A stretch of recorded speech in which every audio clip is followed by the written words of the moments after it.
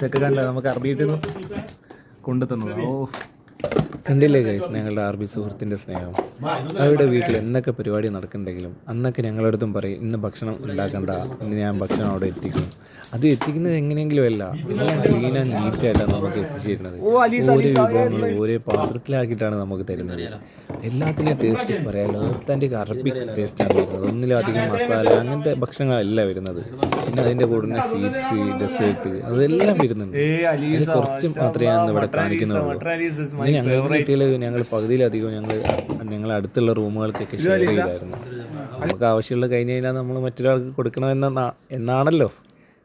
അപ്പോൾ നമ്മൾ കുറച്ച് എടുത്ത് കഴിച്ച് ബാക്കിയുള്ളതെല്ലാം ഞങ്ങൾ ഷെയർ ചെയ്തു. അൽഹംദുലില്ലാഹ് ഭയങ്കര ഹാപ്പി ആയിരുന്നു. ഇത് മെയിനായിട്ട് ഞങ്ങൾ കൊണ്ടുതന്നതാണ് ഞങ്ങളെ അച്ഛൻ്റെ, അതായത് എൻ്റെ സുഹൃത്തിൻ്റെ അനിയനാണ് കൊണ്ടുതന്നത്.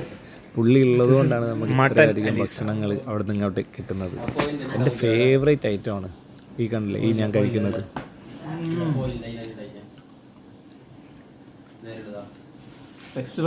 അപ്പോൾ ശരി ഗൈസ്, ഇന്ന് നമുക്ക് അടുത്തൊരു വീഡിയോയുമായി വീണ്ടും കാണാം. അതുവരേക്കും ബൈ.